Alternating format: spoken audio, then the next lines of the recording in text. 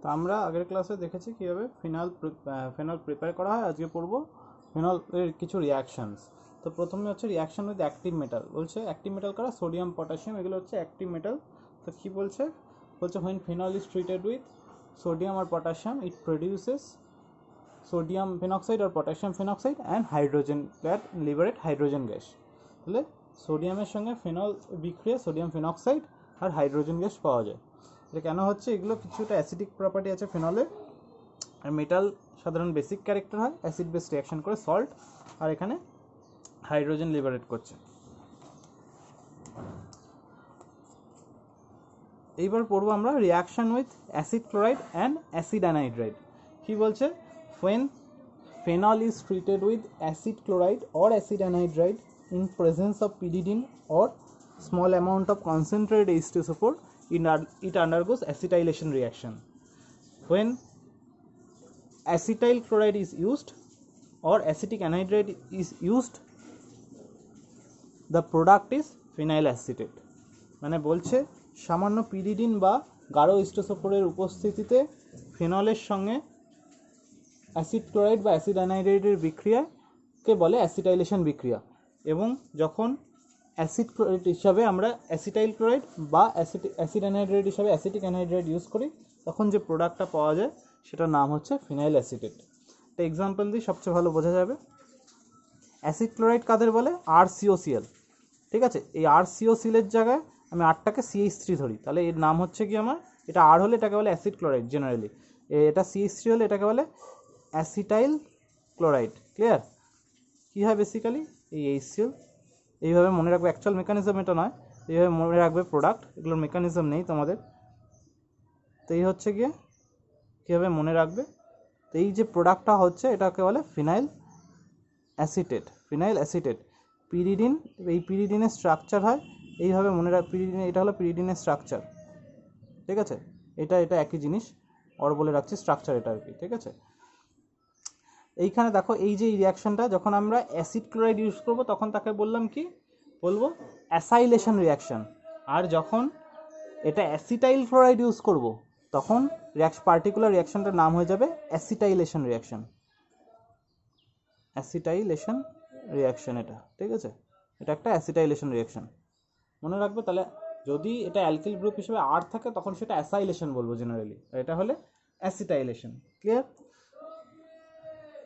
এইবার ধরো একটা অ্যানহাইড্রাইডের সাথে দেখায়, ধরো অ্যাসিটিক অ্যাসিডের অ্যানহাইড্রাইড দেখায়। অ্যাসিটিক অ্যাসিডের অ্যানহাইড্রাইড মানে অ্যাসিটিক অ্যানহাইড্রাইডটা, তো অ্যাসিটিক অ্যানহাইড্রাইডের সঙ্গে এর যে রিয়াকশন, এই রিয়াকশন করে কি পাওয়া যায়? এই দেখো COCH3 মানে ওই একই জিনিস, ফিনাইল অ্যাসিটেট পাওয়া যায়। আর সাইড প্রোডাক্ট হিসেবে অ্যাসিটিক অ্যাসিড পাওয়া যায়, এটাও কিন্তু ফিনাইল অ্যাসিটেট। তাহলে এইটা যখন এই CH3 দুটো যখন আর, তখন সেটা অ্যাসাইলেশন রিয়াকশন, সেটা তখন অ্যাসাইলেশন রিয়াকশন। যখন এটা CH3 তখন এই রিয়াকশনটার নাম অ্যাসিটাইলেশন রিয়াকশন। ক্লিয়ার? এই কম্পাউন্ডটার নাম হচ্ছে অ্যাসিটিক অ্যানহাইড্রাইড।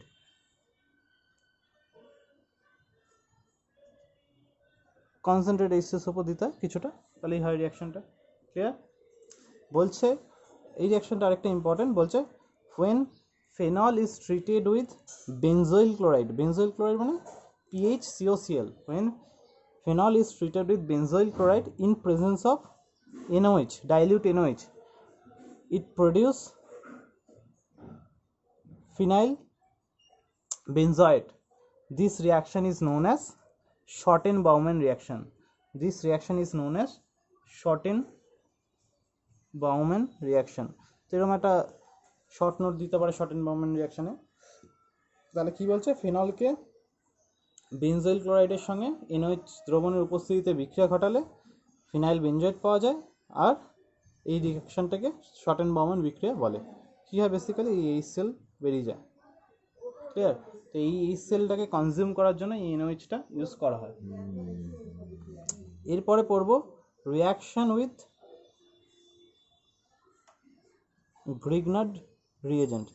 যে গ্রিগনার্ড রিয়েজেন্টের সাথে বিক্রিয়ার কি উৎপন্ন হয় দেখব। আমরা আগে বলেছি যে ফেনল হলো গিয়ে অ্যাসিডিক। ঠিক আছে, ফেনল অ্যাসিডিক মানে এই প্রোটনটা তাহলে ও সলিউশনে কী করবে? প্রোটন ত্যাগ করতে পারে, তাই তো? প্রোটন আর তাহলে এটা কি পড়বো, আমরা কি পড়ছি, রিয়াকশন উইথ গ্রিগনার রিয়েজেন্ট, তাই তো? তাহলে বলছি in presence of dry ether phenol reacts with Grignard produces alkane. বলছে শুষ্ক ইথার মাধ্যমে ফিনলের সঙ্গে গ্রিগনার বিকারকের বিক্রিয়ায় অ্যালকেন পাওয়া যায়। এইখানে মিথেন পাওয়া যাবে, আর কি পাওয়া যাবে, এখানে পাওয়া যাবে Mg C6H5I। দেখো একটা বলেছিলাম যে এটা ডেল নেগেটিভ, এটা ডেল পজিটিভ গ্রিগনারে, তাই তো? তো বলেছিলাম নেগেটিভ চার্জ যারা ক্যারি করে তারা দুটোভাবে রিয়াকশন ইউজ হতে পারে, অ্যাজ নিউক্লিওফাইল অর বেস। এইখানে কিন্তু বেসিক ক্যারেক্টারটা দেখাবে, এখানে কিন্তু ও বেস, আর এখানে এটা কিন্তু acid, just acid base reaction হবে এখানে, হয়ে প্রোটন দেবে, এই অ্যালকেন দেবে, আর এইখানে অ্যালকেনটা মিথেন। ক্লিয়ার? এটা যদি আমি ইথাইল ইউজ করতাম তাহলে ইথেন পেতাম। তারপরে রিয়াকশনটা হচ্ছে রিয়াকশন উইথ জিঙ্ক ডাস্ট। বলছে when phenol is heated with zinc dust, when phenol is heated with zinc dust it produces benzene। এইভাবে হয়, জেডোনা বেরিয়ে যাচ্ছে আর বেঞ্জিন পাওয়া যাচ্ছে। when phenol is heated with zinc dust it produces benzene। Clear? এরপরের রিয়াকশনটাও খুব important একটা রিয়াকশন। কি বলছে, reaction with ferric chloride FeCl3। একটু বলি আগে রিয়াকশনটা। বলছে when phenol is treated with neutral FeCl3 it produces a complex ion which is violet in color, and from this reaction we can identify the phenol। বলছে phenol neutral FeCl3 সাথে বিক্রিয়া করে বেগুনি বর্ণের জটিল যৌগ তৈরি করে, এবং এই বিক্রিয়া দ্বারা ফেনলকে শনাক্ত করা যায়। তো রিয়াকশনটা পড়ি। এই ফেনল FeCl3 সাথে রিয়াকশন করে এইরকম একটা কমপ্লেক্স কম্পাউন্ড তৈরি করে,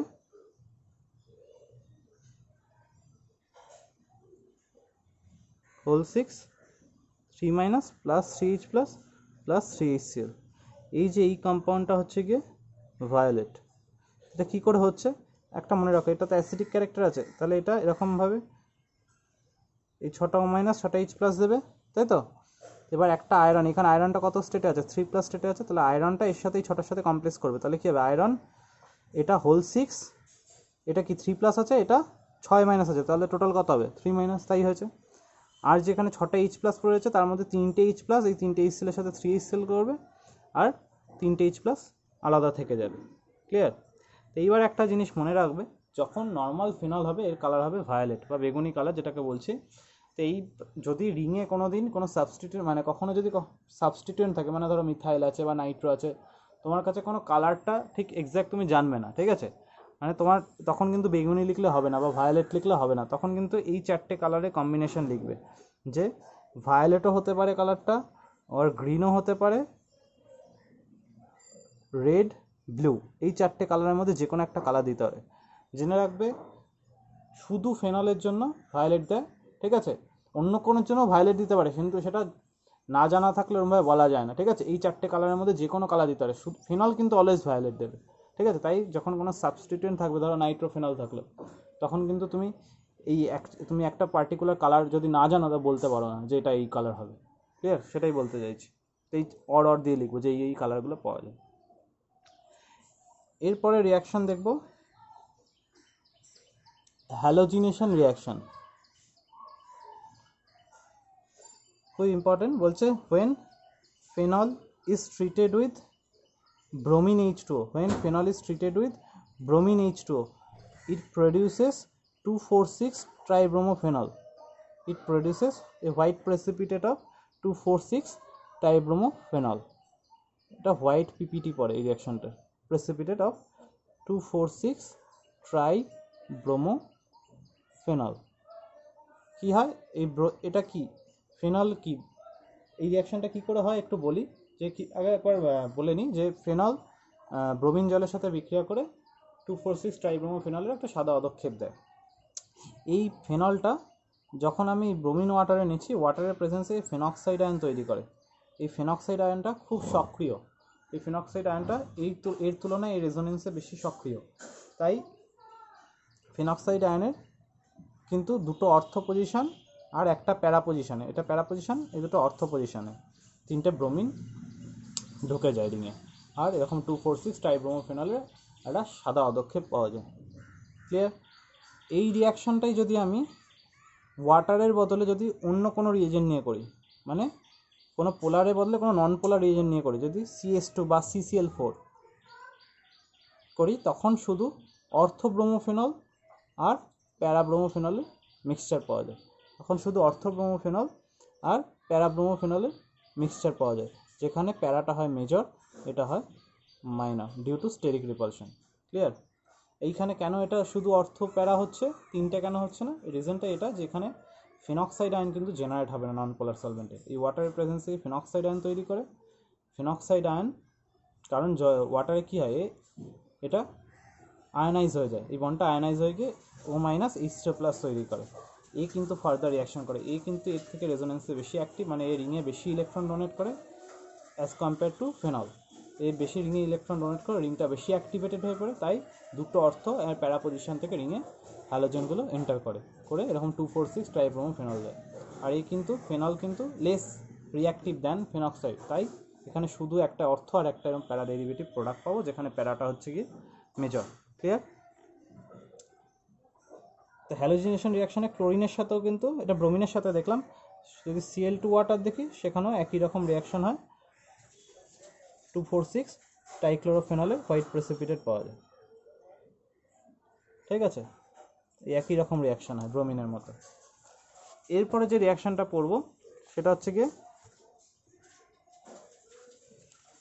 নাইট্রেশন রিয়াকশান। নাইট্রেশন রিয়াকশান, তো নাইট্রেশন রিয়াকশানে কী করা হয় বলছে, when phenol is treated with dilute HNO3, when phenol is treated with dilute HNO3 at room temperature, it produces orthonitrophenol and paranitrophenol. প্যারানাইট্রোফেনলটা হচ্ছে কি মেজর, এটা মাইনর। ক্লিয়ার? এইবার একটা কোশ্চেন আসছে যে আমরা এর আগে দেখেছি যে নাইট্রেশন রিয়াকশন করা হয় কনসেন্ট্রেট H2SO4 আর কনসেন্ট্রেট HNO3 মিক্সচার দিয়ে বা মিক্স অ্যাসিড ইউজ করে। তো এখানে একটা কোশ্চেন আসে যে এই রিয়াকশানে কেন মিক্স অ্যাসিড ইউজ করা হলো না? এই রিয়াকশানে যদি মিক্স অ্যাসিড ইউজ করতাম তাহলে রিংয়ের সব জায়গাতে, মাল্টিপল জায়গাতে কিন্তু নাইট্রো গ্রুপ ঢুকে যেত,